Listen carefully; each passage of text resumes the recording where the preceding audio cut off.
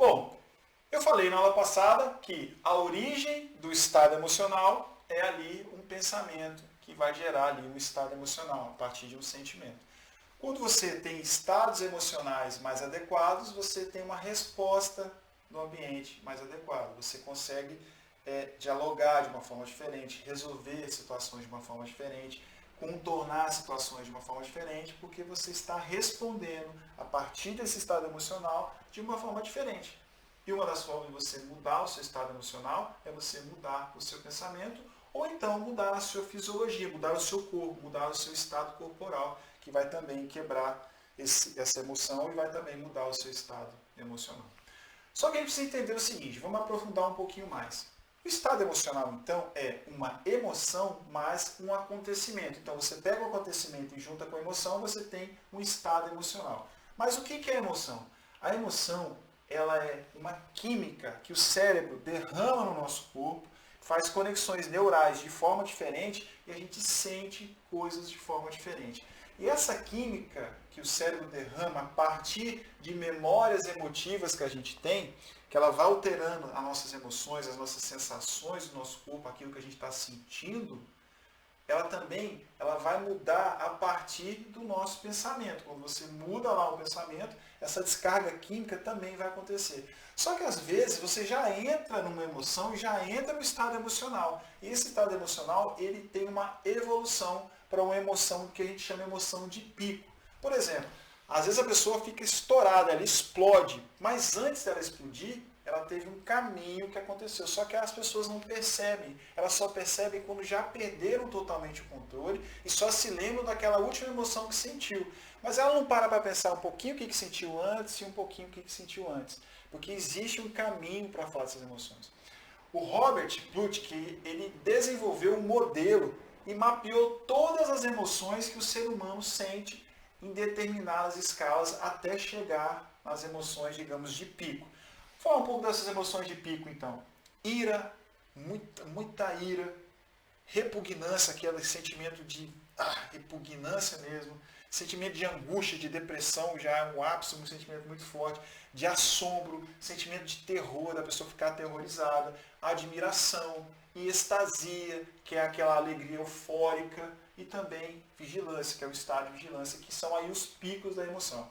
Quando você chega nesse pico emocional, você já fica um pouco mais com dificuldade de, digamos, controlar essa emoção. Mas a partir do momento que você entende qual é o caminho que essa emoção está fazendo dentro de você, você consegue, preciso mudar esse caminho, preciso mudar a minha fisiologia, preciso mudar o meu pensamento para eu não chegar naquele estado emocional que eu perco o controle, que eu não vou ter respostas adequadas no ambiente. Vamos entender aqui então um pouco mais sobre essas emoções. Vamos lá.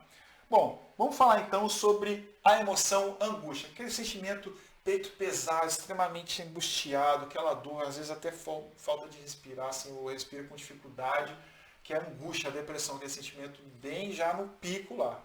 Antes dessa pessoa ficar angustiada, ficar nesse estado depressivo muito forte, ela ficou triste. E essa tristeza, ela evoluiu para essa angústia. E antes dela ficar triste, ela ficou pensativa. Então pensa aqui comigo. Primeiro estado é a pessoa ficar ali introspectiva, quieta, pensativa e começa a pensar sobre determinado assunto. E ela fica muito pensativa, aquilo leva ela a ficar triste, aquela tristeza vai evoluindo até o estado depressivo. Nota que existe um caminho, e às vezes a pessoa só percebe quando já está extremamente angustiada, mas antes dela ficar angustiada ela estava triste, e antes de ficar triste ela estava pensativa. Quando você conhece esse caminho, você consegue quebrar esse padrão, quebrar esse contexto para você não chegar no ápice dessa emoção que fica muito mais difícil de controlar. Por exemplo, aqui sobre aquele estado de euforia. Quando você está muito eufórico, muito alegre, assim, exageradamente, antes você ficou no estado emocional, né, com uma emoção de alegria. E antes de ficar com alegria, ficou com uma serenidade, aquela paz de espírito. Primeiro você ficou sereno, depois você ficou alegre e então você ficou eufórico. Só que as pessoas não percebem esse caminho. Quando a gente fica aterrorizado, antes de ficar aterrorizado, a gente estava sentindo medo. E o medo, ele evoluiu para um estado de terror que já é um pouco mais sem controle. E antes de ficar com medo, estava apreensivo. Então, se eu conseguir perceber isso, eu estou apreensivo, vou ficar com medo. Se eu ficar com medo, eu fico com terror. Você consegue mudar essa emoção. Então, primeiro a pessoa teve uma situação, um evento, ela ficou apreensiva, aquela apreensão passou para o medo, aquele medo foi crescendo, crescendo, e ela chegou no estado de terror. Vamos falar então da ira, que é um dos principais problemas, que as pessoas perdem a cabeça, explodem umas com as outras, e chega num ponto que elas perdem o argumento da conversa, não tem mais condições de conversar, porque já estão assim no ápice da sua emoção. Elas não conseguem, elas ficam extremamente fora de controle. Mas antes de ficar no estado de ira, ela ficou irritada. Essa irritação cresceu e chegou no estado de ira. Só que acontece o seguinte, que o estado de irritação, ele foi antecedido por um aborrecimento. Olha só que riqueza que acontece aqui. Se você percebe que você pode caminhar para uma ira, um momento que você perde totalmente o sentido e vai para cima do ambiente, dá resposta e ações ruins para o ambiente para receber reações, resultados ruins, você consegue parar e pensar, eu estou aborrecido, vou caminhar para a irritação e para a ira. Então você começa a perceber e sabe onde você vai chegar. Só que acontece que as pessoas elas só percebem, como eu disse anteriormente, o último estado emocional, que era o estado emocional já do pico, que é aquele que está quase que sem controle, ou muitas vezes está realmente sem controle. Aí elas percebem. Mas ela não consegue dizer, ok, eu estou irritado agora, o que eu estava sentindo um pouquinho antes de ficar irritado? Eu estava irritado. E antes de ficar irritado? Eu estava aborrecida. Quando você percebe esse caminho, a mágica simplesmente acontece.